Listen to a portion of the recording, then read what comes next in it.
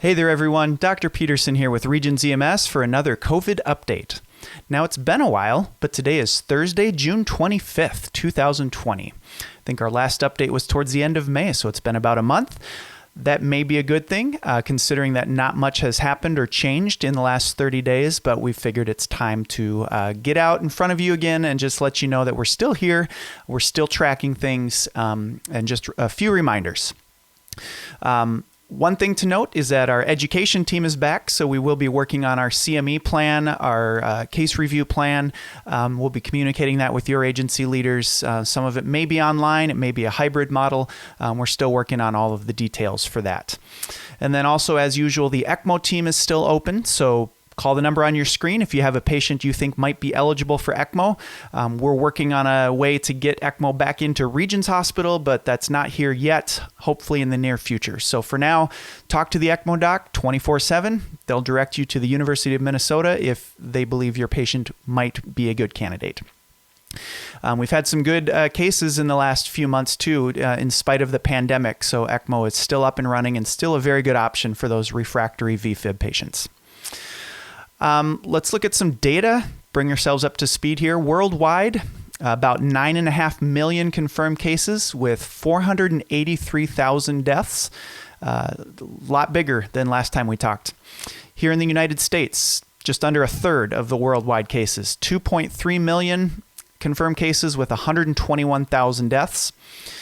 In Minnesota, 34,000 confirmed cases with about 1,400 confirmed deaths related to COVID-19. And in Wisconsin, 26,000 confirmed cases with 757 COVID-related deaths. One thing I think you'll note if you look at the graph here on your screen from Minnesota is that we seem to be winding down a little bit. That's contrary to what the media is reporting right now, as there are several states, California, Texas, Florida, Alabama, that are surging again, whether it's a second wave or just still the end of the first wave where people are getting a little bit lax with some of their social distancing.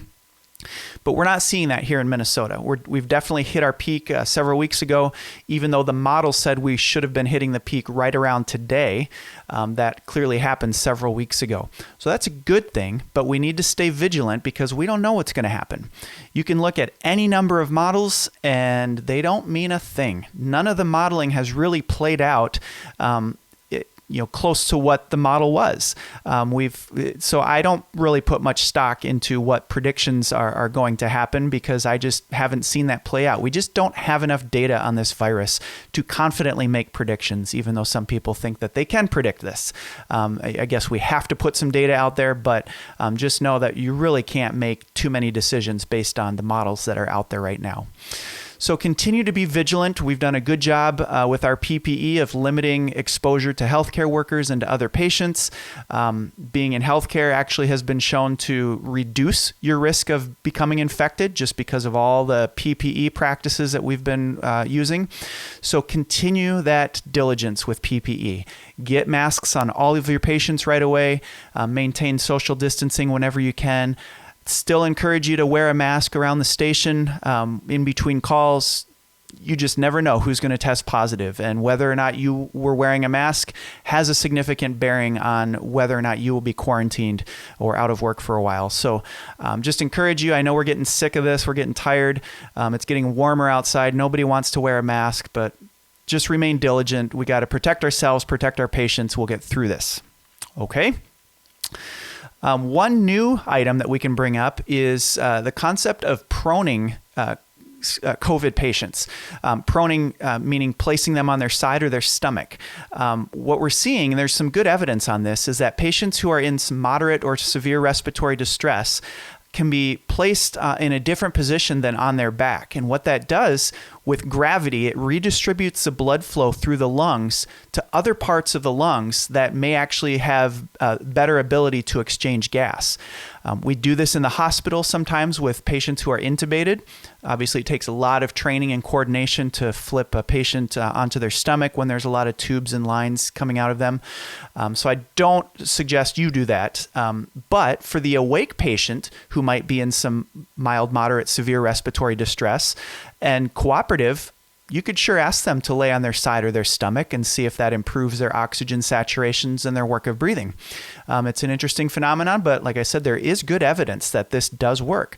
So not a requirement, just something to consider for the next patient you might have that might have suspected COVID or confirmed COVID and be in some form of respiratory distress. Okay, I'm going to send you off to two of our physicians at Regents Hospital, Dr. McGonigal and Dr. Moore, the trauma and burn directors respectively. They just have a quick message for you just to let you know that we're still open for business in all of our departments. We prioritize our trauma and burn programs at Regents Hospital because they are such an important regional and statewide resource. And in the case of the burn units, even a 5-state regional resource. So check this out, Dr. McGonigal and Dr. Moore. Hello, I'm Michael McGonigal, the Director of the Adult and Pediatric Level 1 Trauma Centers at Regents Hospital. I hope that you and your families are staying safe and healthy. I just wanted to take a moment to let you know that at Regents we are working to make sure that we always have the capabilities to take care of trauma patients regardless of COVID pandemic, regardless of any sort of protests. Our philosophy is that trauma can happen anytime to anybody, and we have to be ready regardless. So we just wanted to make sure that you recognize we are always open for business, and we welcome seeing you and helping take care of the patients that you bring to us. Thank you. Hello, I'm William Moore, Medical Director of the Burn Program at Regents Hospital. We're living in strange times. The COVID-19 pandemic, with its various stages of city and state shutdown, and a community in mourning rallying around the movement for civil justice. In the middle of all that, and at the start of a beautiful Minnesota summer, I would like everyone in the 5-state area that we represent to know that our verified adult and pediatric burn center is open and unaffected by the top headlines of today.